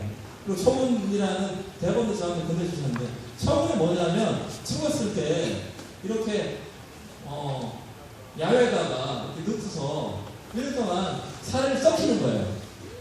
네. 최근에 유병헌 사체도 처분을 했더라면 얼마나 좋았을까요? 처분을 하면 뼈만 남게 돼요. 그럼 뼈를 가지고 뼈가 영혼에 해당이 되거든요. 뼈를 수술해서 그 낙동강이라든가 아니면 그 집안에 이렇게 드리는 거예요. 혼을 드리는 거죠. 1년 동안 쎄가지고 그걸 가지고 이분이 연극을 만드신 거예요. 이렇게 범상치 않은 데가 있으셨는데 제가 나눠드린 그 자료집에 보시면 이분의 아주 결정적인 장면이 있어요. 아리스토텔레스의 시학을 독해를 하는데 아리스토텔레스가 얘기하는 거는 6단계가 있다. 연극에는 6단계가 있는데 순서대로 플롯, 성격, 사상, 조사, 음악, 스펙타클 이렇게 되어 있단 말이에요. 플롯이 가장 중요해요. 얼마나 잘 짜여져 있는가 이야기가 기승전결입니다. 그 다음에 햄릿이냐 맥베스냐 이 성격이 중요하죠. 그리고 그에 따라서 배우가 그 연기가 아주 중요해요. 어떤 연기를 할지. 그 다음에 사상이 있고 제일 끝에 뭐냐면 스펙타클이라는 게 있어요. 근데 아무리 생각해도 자기가 아무리 생각해도 제일 마지막에 있는 음악 스펙타클이 동양극에서는 제일 으뜸이라는 거예요. 아니 이게 말이 되냐? 그 스펙타클이 어디가 있냐? 그래서 샤이머라는 연극학자의 이야기를 또 인용을 하고 있어요. 그래서 무대를 굉장히 판타지에 가까운 무대와 또 하나는 리얼리즘에 가까운 무대 두 개를 어떻게 하나로 만들어주는가가 우리의 작업의 방향이다. 이렇게 스스로 설명하고 있어. 근데 스펙타클에 대한 저항이 있잖아요. 스펙타클을 보면 68년경에 나왔던 그 상황주의 철학자 기드보르가 한 얘기가 있어요. 우리를 그걸 옥죄고 있어요. 스펙타클이라고 하는 건 자본주의가 만들어낸 비주얼의 거대한 직접물이에요. 자본주의가 행사하는 소비사회의 노예가 되는 어떤 방식이에요. 어디 경리단 거리를 이렇게 걸어가면 힙스터로서 이렇게 소비를 하잖아요. 기드보르가 보면 야단칠 일이에요. 그러면은 자본주의에 그냥 완전히 먹혀버린 거죠. 그러니까 보통 우리가 스펙타클 하자라고 하는 거하고 여기서 그냥 스펙타클 하는 거랑 완전히 다른 얘기예요. 스펙타클이라는 건 뭐예요? 이렇게 볼거리가 장대하다. 뭐가 이렇게 화려하고 볼만하다. 여름날 그 할리우드 블록버스터를 보잖아요. 그게 전형적인 스펙타클이죠. 근데 미술 진영에서 스펙타클에 대한 저항이 아주 극심하죠. 스펙타클이라는 건 녹이에요. 근데 오태석 선생은 어떤 이유로 스펙타클에 대한 새로운 이야기를 하는 거예요. 자기가 이 쇠뚜기 놀이에 말뚝이가 나오거든요. 그러니까 이게 말뚝이 놀이에요.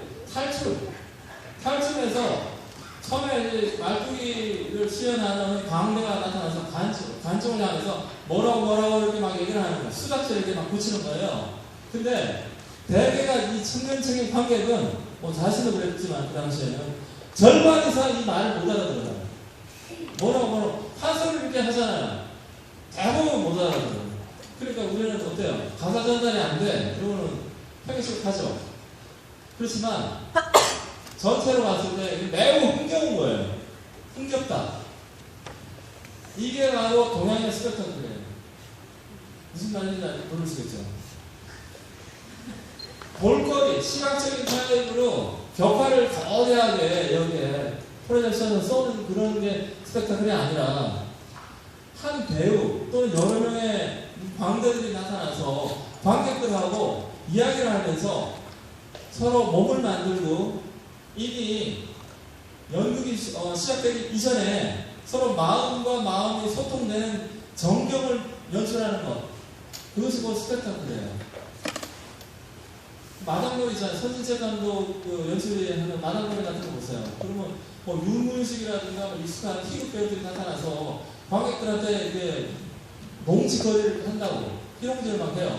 그러면 또 관객 중에 또 어떤 분들은 또 재치를 받아치고 그러면 또 주변이 막 완전히 웃음 받아서 그래. 첫 번째 장면이 들어와서 하는 첫 번째 장면이 말이죠. 그게 스펙타클이에요. 그 휘몰아치는 가뭄의 회오리 바람, 가뭄의 어떤 흐름. 그게 A이자 Z예요. 오태석 선생님이 발견한 거예요. 우리는 처음부터 스펙타클로 시작을 해서 플롯은 비약하지만 그걸로 끝낸다라는 거예요. 음악을 배경으로. 이분이 만든 결정적 장면입니다. 그분 연구를 보면 대부분 다르네요. 흥겹다라는 게 뭘까요? 흥이라는 거는 주흥이에요. 주흥. 술을 마셨을 때만 출현하는 흥이에요. 그 가포름을 보면 이 흥자가 이 손잡이를 가지고 있는 술동이에요. 술동이를 양손으로 이렇게 해서 땅에다가 술을 부어요. 그러면 그 땅에 살고 있는 토지신, 즉 터줏대감이 술에 취한 채로 이렇게 깨어나요. 그러니까 광대가 와서 그 손님 객석에서 하고 있는 거는 술동이에 술을 땅에다 붓는 행위예요. 모든 사람들 다 취해버리는 거죠. 시작되기 전에. 그게 부담스러운 분들도 있어요. 그렇게 할 수 없어요. 나는 그냥 투명히 다니고 싶어. 나는 그냥 조용히 그냥 집에서 텔레비전 보는 것처럼 객관적으로 거리를 유지하면서 보고 싶어. 이런 분들도 있을 거예요. 하지만 대부분의 분들은 이런 잔치마당을 좋아하죠. 잔치마당으로부터 연극이 시작될 수 있는 거예요. 우리가 알고 있는 무대와 객석 사이에 소위 제4의 벽이라고 하는 것이 무대 위에 시각적인 스펙타클을 통해 가지고 뭔가 약간의 뭔가 일으키는 그런 게 아니라 이미 그 벽은 없고 그 사이에 흥청망청 하면서 연극이 시작될 수도 있다는 거죠. 근데 요즘 저기 마당동에서 술을 잘 안 드잖아요.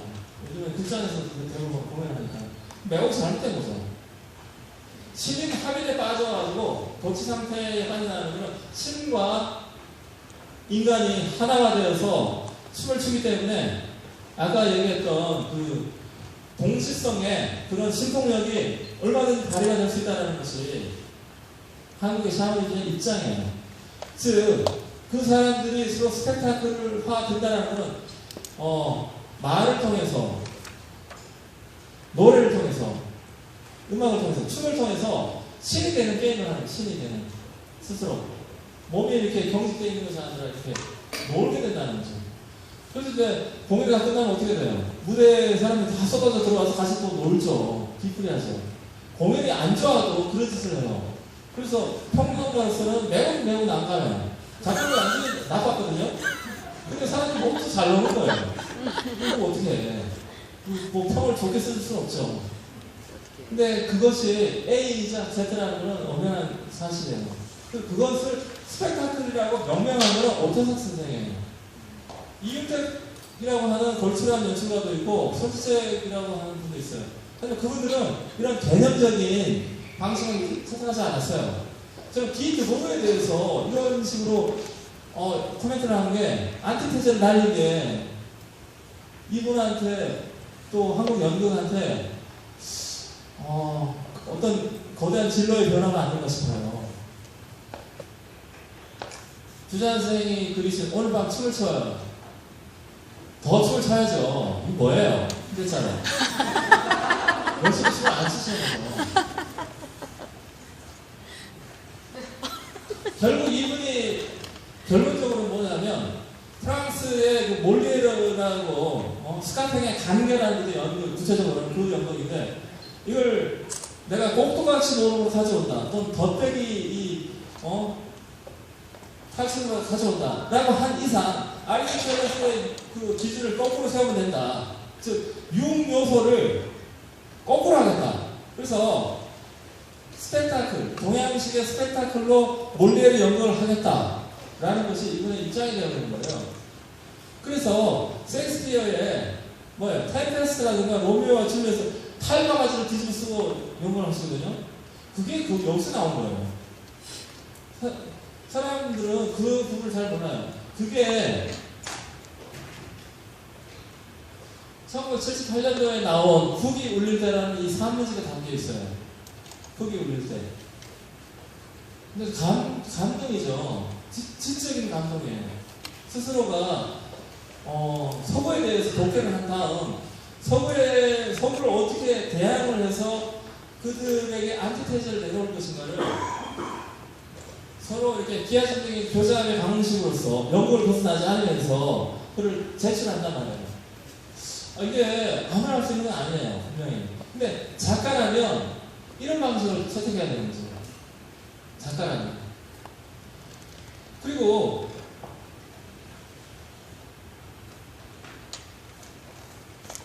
네, 10시 반이 됐어요.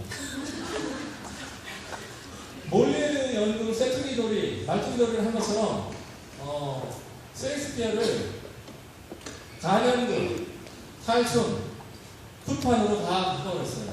근데 지금에 와서 한 30년 이상 흘렀죠. 사실은 78년도로 치면 한 7년 정도 흘렀어요. 30년 이상 흘렀어요. 이거를 누군가는 받아줘야 되는 때가 되는 거죠. 제가 얘기했던 격세이죠. 입장에서 봤을 때. 근데 있나요? 잘 모르겠어요.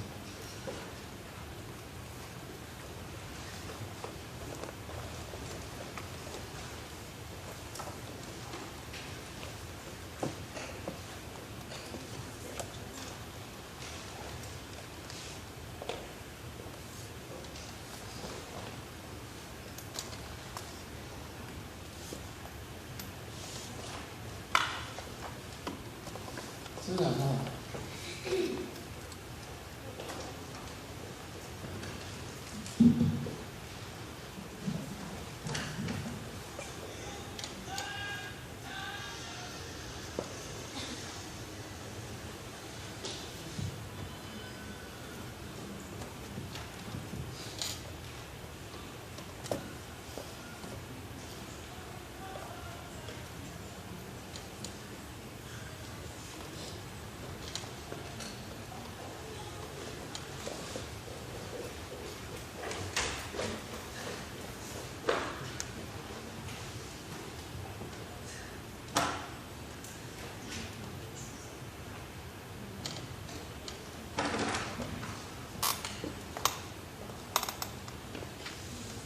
하여간 이 탈출의 자유자재, 변신자재하는 본능의 세계로 한국 연극을 인도에 갔어요. 제가 처음에 얘기했던 동시성의 세계로 영험한 세계죠. 영험한.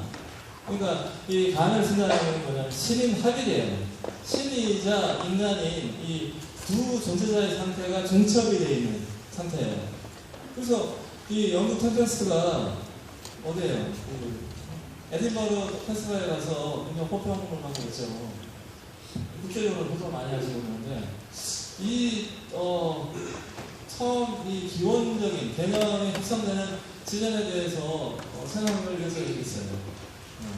어쨌든 이런 이야기는 시간이 없어서 다 제끼고요. 나중에 질문을 하면 이제 이걸 하고 두 번째로 넘어가겠습니다. 이병복이라는 분이 계세요. 무대 뮤지컬하시고 좀 이분도 60년대 프랑스 파리 유학을 하셨어요. 근데 워낙 재주가 출중하셔가지고 파리 디자인 학교를 1년간의 단기 졸업을 하셨어요. 그리고 바로 또 한국에 돌아오셔가지고 의상 디자이너이자 무대 미술가로 활동을 한 거죠. 근데 그때만 해도 말이죠. 이오네스코라든가 이렇게 부정 작가들의 말장난 비슷한 연구를 많이 했어요. 카페에 빼앗들을. 네. 그리고 극단 자유가 문제예요. 그런데 대표 활동도 하시고 그랬는데 처음에 이렇게 디자인하면은 서양식과 동양식에 이렇게 절충된 형태가 많았어요. 이게 95년도지만 그 이전에도 절충된 형태가 많았어요. 이게 전부 평생 동안 해오신 작업이기 때문에. 근데 작년에 산막 3장 전시를 보러 갔죠. 근데 전부 다 귀신들의 세상인 거예요. 아수라장이에요. 하늘에는 저 넉전들, 죽은 자들을 인도할 때 이렇게 그리는 종이, 이렇게 봉해가 이렇게 조롱 달려있고, 아주 무섭더라고요. 수만 아우성을 치고 막 지옥도를 이렇게 걸어놨어요. 시체들이 막 널브러져 있어요. 그런데 그 와중에 이렇게 보니까, 아주 그 가면, 이것도 직접 만드신 거예요. 이병복 작가가 만드시고 이게 의상을 펼쳐놨는데 여기 이렇게 보니까 한지하고 삼배를 이렇게 꼬아가지고 새끼를 꼬아가지고 만든 아주 재미있는 그 장식이 있더라고요. 그리고 여기도 마지막에도 이렇게 만들어져 있어요. 새끼 꽂기가 이렇게 돼 있어요. 근데 이분의 옷 만들기라는 건 마름질로부터 시작이 돼요. 그리고 옆에 한쪽편에는 이렇게 영상이 이렇게 나와서 마름질을 어떻게 하는 것인가. 그러니까 처음에 이렇게 들어가면 가위로 옷감을 이렇게 가르는 음향으로 시작돼요. 그 소리가 무슨 대장간에서 새를 두드리는 소리처럼 굉장히 이렇게 쨍하게 들려요. 근데 이번에 이렇게 마름질로부터 옷을 만든다라고 하는 것이 시작된다는 것이 이분 안에 어떤 노자라고 하는 텍스트를 건드리고 계세요. 근데 이 초라는 말이 마름질을 한다는 건데 여자가 시작에 옷을 재단하는 것이에요. 즉 이병복 선생이 하고 있는 그 일이에요. 옷을 서로 재단하는 것, 쪼개는 일, 간극 혹은 틈을 만드는 일. 이것이 원래 초이자 또 형이상학적으로는 시, 여지초, 여성성의 시작. 그것은 이제 옷감의 나름대로 시작이 됩니다. 쿠판의 그 마지막에 천도제를 마지막에 배가르기를 하거든요. 하나의 천을 양쪽으로 이렇게 몸으로 이렇게 가르면서 이렇게 가는 거예요.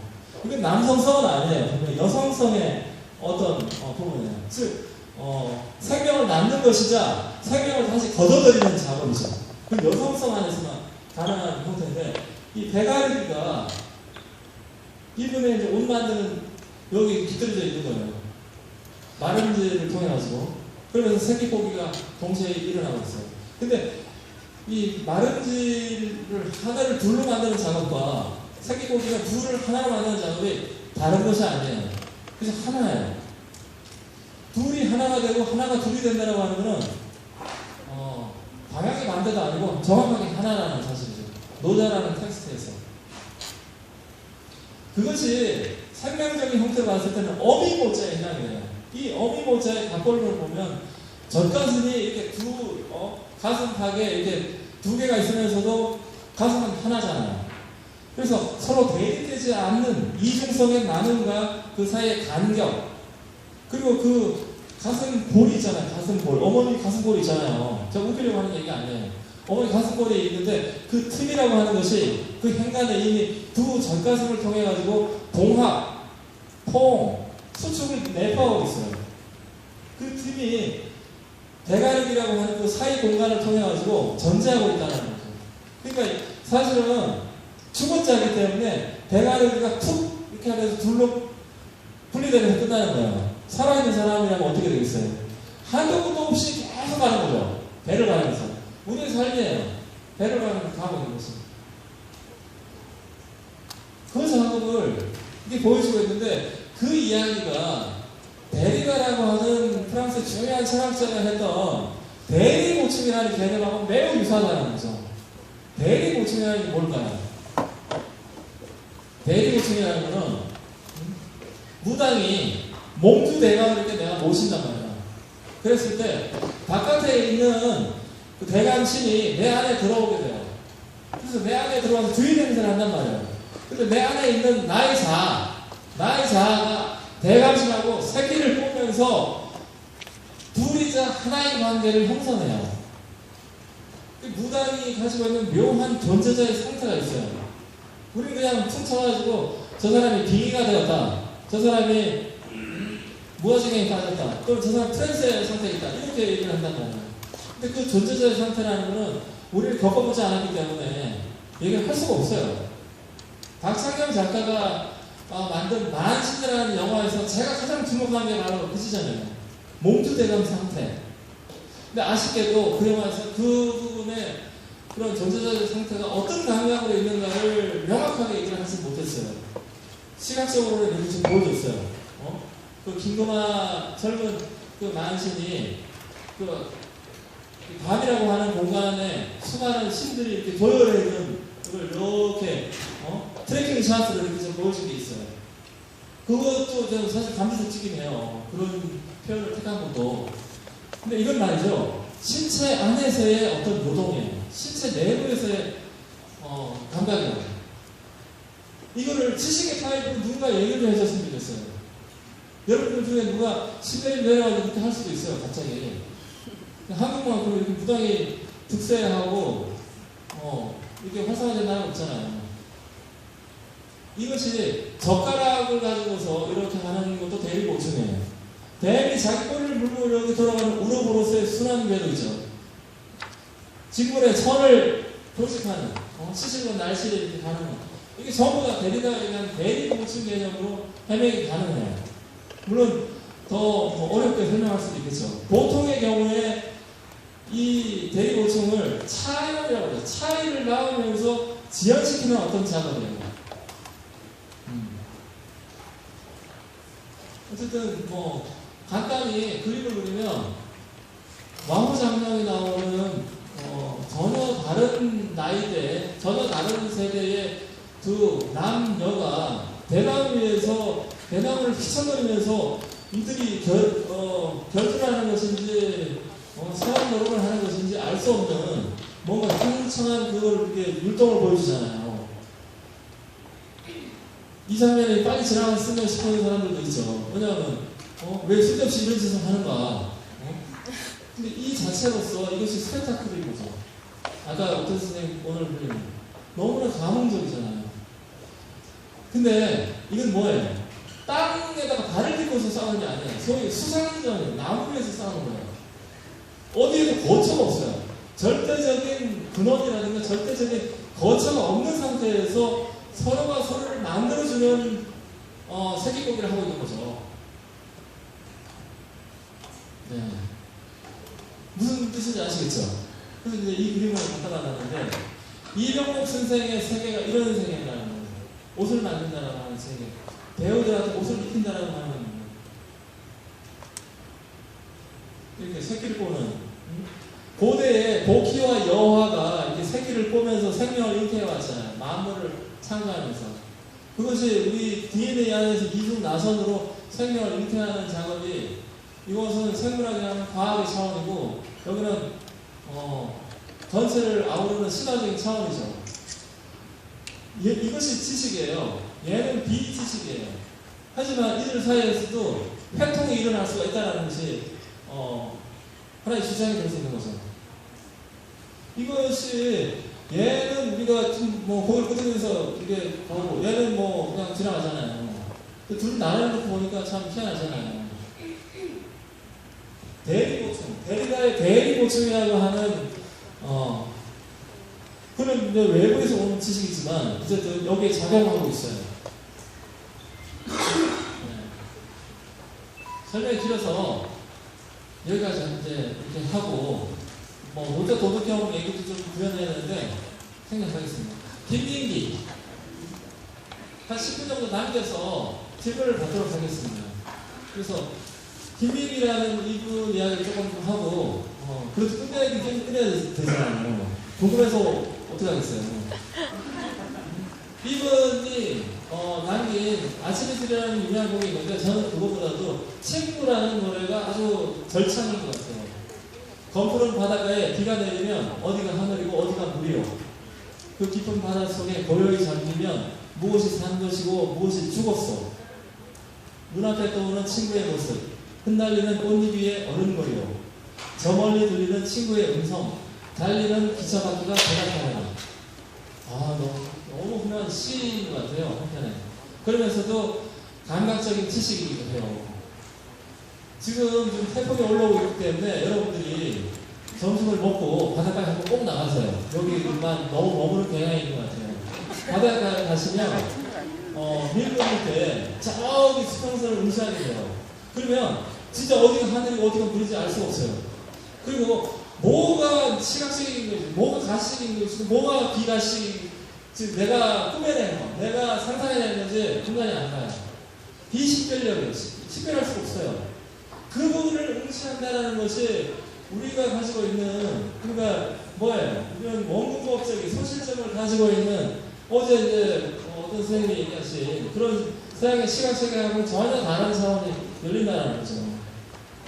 그럴 때 갑자기 눈앞에 친구의 모습이 꽃잎 위에서 이렇게 보이는 거예요. 환상성으로 보이는 거죠. 그러다 갑자기 친구의 음성이 환청이 일어나요. 달리는 기차 밖에. 마치 귀신을 본 것처럼, 귀신의 방울소리를 듣는 것처럼. 탁월한 감각이에요. 어쩌면 김민기 선생은 이런 식의 이야기를 할 수가 있었을까. 다름이 아니라 이 노래 자체가 결정적 장면이에요.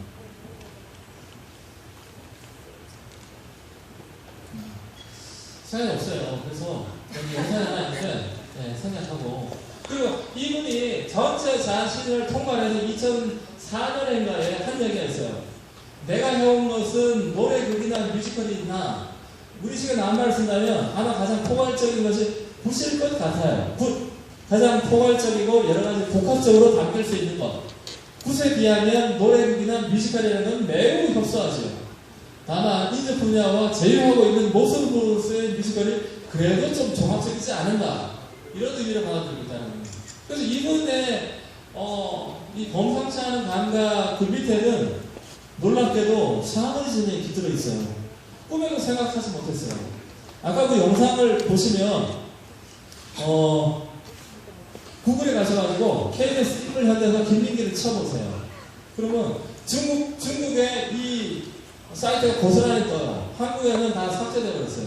왜냐하면 과거 10년 전 민주당 정권 때 이런 걸 했잖아요.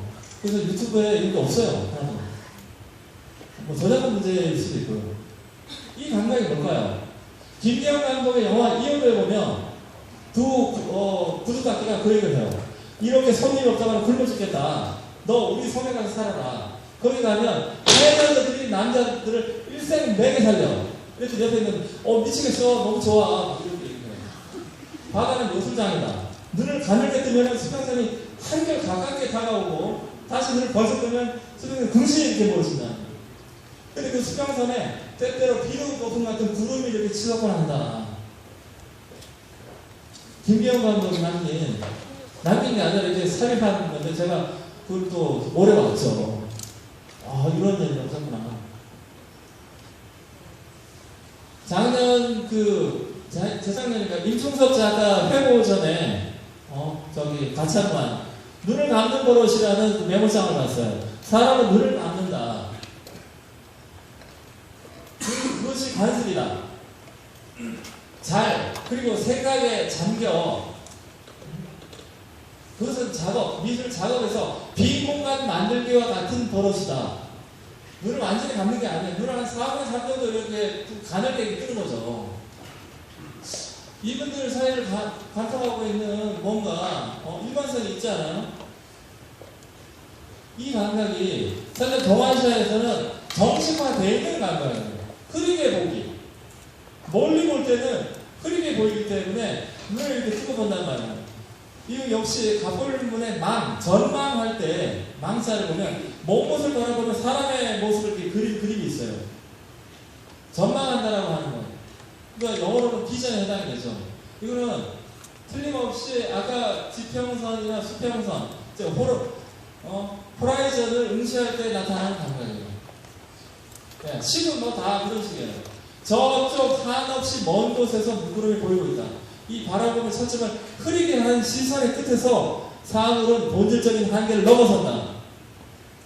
세잔이 빗바로 산을 그리고 또 그리고 기하학적으로 이렇게 스키마를 또 이렇게 제안하고 하는 거하고는 완전히 다른 세계예요. 오히려 현대 오히려 원근법이라든가 나르시스의 호수거울이라든가 기왕의 카메라 오스피라 같은 것에는 이런 감각이 존재하지 않아요. 그걸 영화로 만든 사람이 있어요. 조셉 폰 스턴버그라는 사람이 그걸 영화로 만들었어요. 1930년에 모로코와 푸르천사라는 두 편의 영화를 만들었는데 그때 마를레네 디트리라는 배우를 써서 수직에서 떨어지는 빛, 그거를 소위 북극광이라고 해요. 왜? 북극에 가면 오로라가 커튼처럼 몇 겹으로 이렇게 지나간단 말이에요. 그 조명이 북극에는 오로라처럼 느껴졌거든요. 근데 이거 한번 보세요. 이 여성이 진짜 이목구비가 아름다워서 그런 게 아니에요. 고개를 이렇게 수직으로 떨어질 때 고개를 이렇게 쳐들어요. 본능적으로. 그러면 옆 얼굴을 이렇게 스쳐가는 골이 있잖아요. 골. 어미 모자는 가슴골이죠. 이건 얼굴에 골이 있어요. 얼굴에 골이 신비스럽게 짱이 없는 거예요.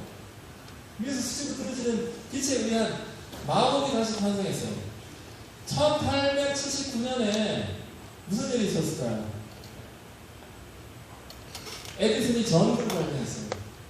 일본에 교토에 있는 대나무 재를 태워가지고 40시간이 가는 아주 최첨단의 전구가 발명이 됐어요. 그로부터 전 세계에 밤이 사라지게 돼요.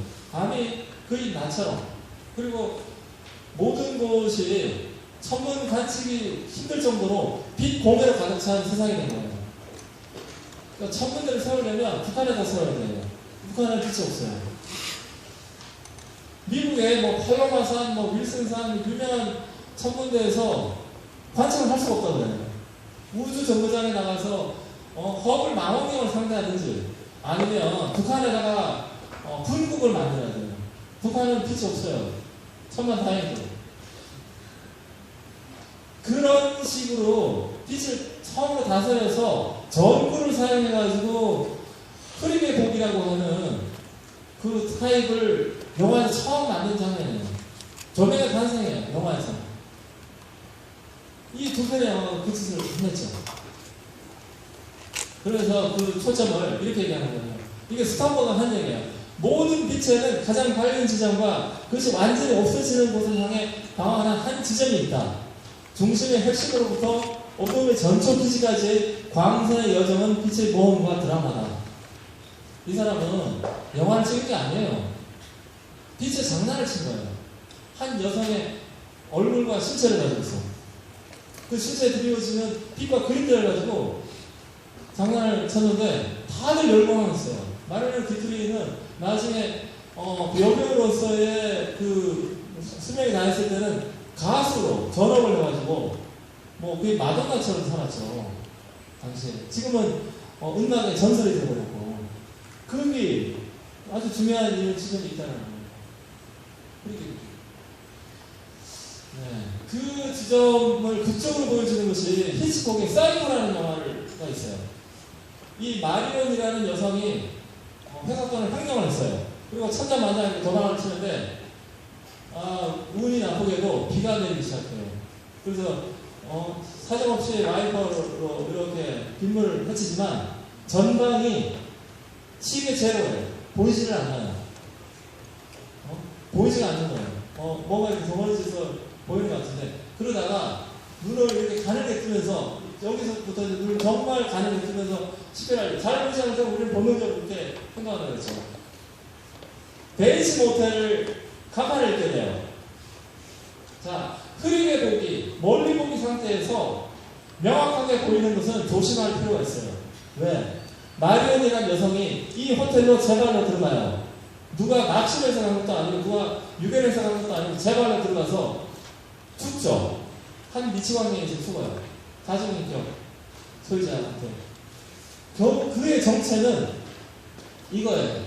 거의 마지막 장면에 이 이렇게 썩소를 날리고 있는 이 주인공과 그가 트라우마를 가지고 있는 어머니의 해골이 이중인화가 돼요. 그리고 경찰들이 드디어 증거물로 발견하게 되는 것이 이 늪에 빠뜨린 마리온의 차예요. 그래서 견인차를 가지고 이 가슴으로부터 마치 꺼내는 것처럼 이렇게 여기 3중인화가 되어 있어요. 이 장면이 흐리게 보기에 정체였어요. 즉, 이 유리창을 통해서 이 마리온이 가늘게 뜨고 저렇게 봐야만 했던 것은 베이지 모텔을 통해 가지고 이걸 봤을 때 이 장면을 간파했어야 됩니다. 이미 이 과제가 마리온한테 던져져 있었던 거예요. 근데 그녀는 실패했기 때문에 죽임을 당한 거예요. 여러분들한테도 마찬가지예요. 그런 시각적인 과제가 주어져 있어요. 흐리게 보기. 김민기 선생은, 김민기라는 가객은 수평선이라고 하는 소실점을 통해 가지고 그 제안을 하고 있었어요. 일찌감치. 네. 근데 뭐 이렇게 또 하니까 55분이네요. 그것이 동아시아에서 만들어진 시각적인 체제가 삼원법이라는 게 있어요. 보원, 산 아래에서 한국에 올려다보는 안각으로 보는 거죠. 심원, 산 앞에서 산 뒤를 굽으면서 넘겨다보는 부강, 영화를 쓰는 부강 쇼트, 평원, 수평으로 보는 거. 이 세 개가 하나로 합쳐진 것이 서양의 과학적인 투시 원법하고 달리 다원적인 시점의 이동이 끊임없이 일어나는 거예요. 이 그림을 이렇게 보잖아요. 이 그림 봐요. 송대 곽희가 사원법을 제창했어요. 이 사람이 얘기하는 이 안에는 산 위에서 보는 거, 산 밑에서 보는 거, 수평으로 보는 것이 하나로 합쳐져 있어요. 즉, 이 그림을 볼 때는 관점을 발견해야 돼요. 세 가지 관점을 발견하는 것으로서 비평적인 태도로서 보는 것이 이 그림을 보는 정확한 방법이에요.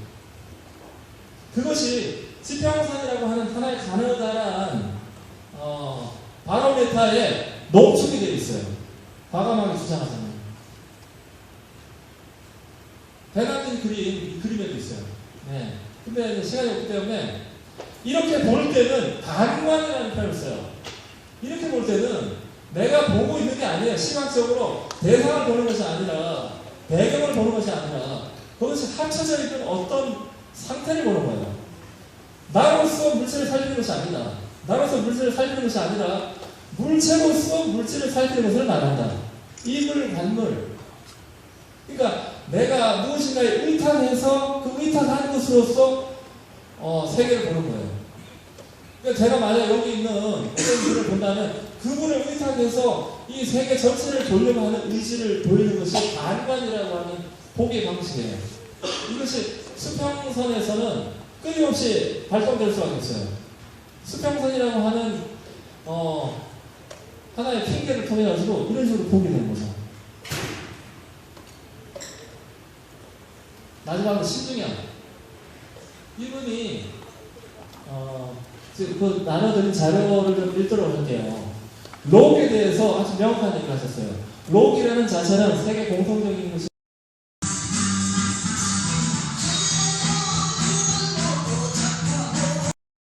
네. 11시 꽉 채워가지고 근데 질문 혹시 한 분 있으면 한 질문만 받고 끝내겠습니다. 질문 혹시 있어요?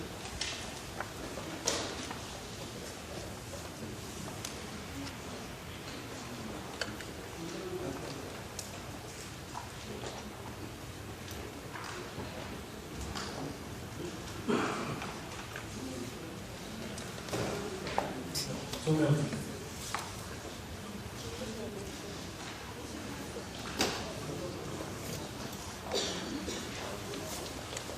질문이 다행히 없는 것 같은데요. 나중에 끝나고 뭐 개인적으로 질문하셔도 좋고요. 저는 여기 계속 있기 때문에 네, 뭐 부담 없이 나중에 얘기 해주시면 네, 성심성의껏 답변해 드리겠습니다. 이걸로 마치겠습니다.